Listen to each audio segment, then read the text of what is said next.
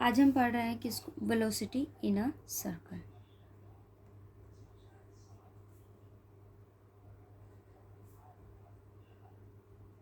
देखो मेरे पास कोई भी एक सर्कल है और ओ मैंने क्या लिया, उसका centre, P B of position of a particle here, R vector is along O P vector. ठीक है, अगर मैं बात करूँ यहाँ पर इस सर्कल के पाथ की, तो वो आपके पास इस फिक्स्ड पॉइंट के अलोंग ही मूव करता है, इसके अलोंग ही आपके पास वो मूव करता है। सो मैं अगर बात करूँ यहाँ सेंट्रल ऑर्बिट की, तो वो आपके पास ये पाथ डिस्क्राइब करेगा। So velocity is necessary to describe the circle passes through that a point. ठीक है, मैंने ये क्या लिया है, पी आपके पास कोई भी पॉइंट है, इसके अलोंग अगर मैं बात करूँ कि आपके पास जो भी पार्टिकल की पोजीशन होगी, उसके अलोंग आपके पास क्या वेलोसिटी काम करती है, वी। सपोज अगर आपके पास कोई भी एक पार्टिकल की पोजीशन, अनदर पोजीशन आपके पास पी डैश होगी, तो इसके अलोंग आपके पास यहाँ वेलोसिटी क्या हो जाएगी, वी डैश। सो वो वेलोसिटी आपके पास में क्या होती है, in a circle, velocity in a circle. अगर हम किसी अनदर पॉइंट, कोई भी पॉइंट अगर आप चूज़ करते हो, सपोज मैंने यहाँ ले लिया पी डबल डैश या क्यू आर, कोई भी पॉइंट अगर हम चूज़ करते हैं, इसके अलोंग जो आपके पास में कोई भी टेंजेंट अगर मैं ड्रॉ करूँ, या फिर आप ये कहिए कि इसके अलोंग जो भी वेलोसिटी आपके पास काम करेगी। ठीक है, बट आप एक चीज़ यहाँ देखिए कि कोई भी पॉइंट के लिए, पर वो होगा किस पर, ऑफ दी सेंट्रल ऑर्बिट्स के लिए। ठीक है, ये आपके पास क्या होती है, velocity of a circle. Next article आप देखो क्या कहता है आपको, to determine the orbit when the law of central force is given, a particle is move in a plane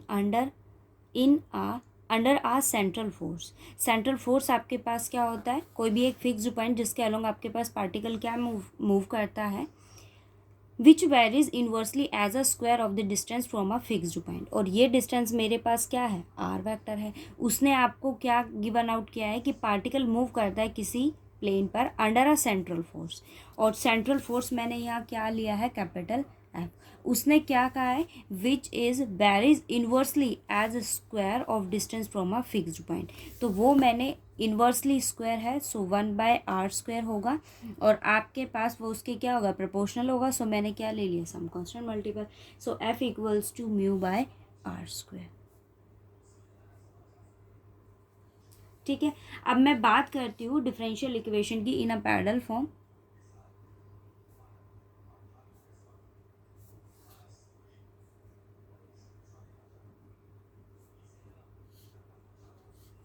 क्या होता है, h² /p³ dp/dr equals to F. F की वैल्यू क्या है यहाँ पर, h² /p³ dp/dr equals to μr²। ठीक है, सो अब आप यहाँ देखिए फंक्शन ऑफ आर है और ये आपके पास क्या है, DP. So function of P, इनको हम सेपरेट करेंगे, h² /p³ equals to μ/r²dr। ठीक है, अब आप यहाँ देखो तो आपके पास ये क्या है, r² है, और यहाँ अगर आप देखो तो ये आपके पास p² है। ऊपर डेरिवेटिव नीचे फंक्शन फॉर्म करने के लिए मैंने यहाँ क्या ले लिया, -2 से मल्टीप्लाई किया और उसी से मैंने उसको क्या किया, डिवाइड किया। सो डिवीजन वाली टर्म को मैंने यहाँ रखा। अब आप इसको इंटीग्रेट कीजिए तो आपके पास ये वैल्यू क्या आ जाएगी, h² एज इट इज़, और ये डेरिवेटिव किसका है, p² का। 1/p² का अगर आप डेरिवेटिव करते हो तो वैल्यू क्या आएगी, -2/p³। सो वैल्यू क्या आ गई, h² इक्वल्स टू, और ये आपके पास क्या, derivative of 1/r। 2 as it is रहेगा, 1/r का डेरिवेटिव आपके पास क्या होता है, -1/r²। ठीक है, सो वैल्यू क्या आ गई, μ2 as it is μ/r plus c।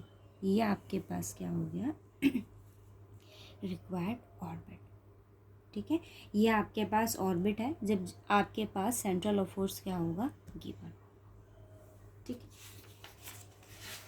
Next देखो क्या कहता है, show that the orbits described under a central attractive force varying कैसे, directly as a distance is an ellipse having its center at the center of force and conversely। आपको show करना है कि orbit describe करता है किसको, under a central attractive force varying directly as a distance is an ellipse. उसने आपको यहाँ कहा है कि जो आपके पास फोर्स है वो क्या होगा, varying directly as a distance, और वो डिस्टेंस आपके पास क्या होता है from a fixed point is R. So value of F is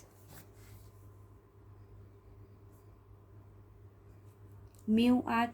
अब एक चीज आप यहाँ देखो कि वो आपसे क्या कहता है, having its centre at the centre of force. So मैंने यहाँ किसका यूज़ किया, पैडल इक्वेशन का। वो आपके पास क्या होती है, h square by p cube d p by d r equals to f, and the value of F is mu r, h square by p cube d p by d r equals to mu r. Okay, so मैंने इसको separate किया, value क्या आई,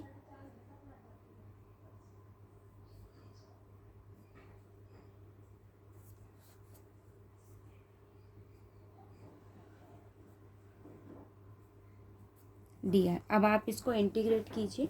so integration करेंगे, value क्या होगी, H square by minus 2p² mu R square by 2 plus C. Okay, ये value आ गई मेरे पास। अब मैंने यहाँ क्या किया है, फर्स्ट ऑफ ऑल 2 से यहाँ मल्टीप्लाई कर दिया, तो आपके, और सेकंड कंडीशन आपके पास यहाँ एच स्क्वायर है और उसकी वैल्यू हमारे पास क्या होती है, ठीक है। तो ये इक्वेशन आपके पास आई है। अब आप यहाँ वैल्यू को सब्स्टिट्यूट कीजिए, एच स्क्वायर आपके पास क्या फॉर्म करेगा, ए स्क्वायर बी स्क्वायर, मैंने यहाँ क्या लिया value, arbitrary mu, over P square equals to mu R square minus 2c। Okay, अब आप इसको सॉल्व कीजिए। सो इक्वेशन आपके पास क्या फॉर्म कर रहा है,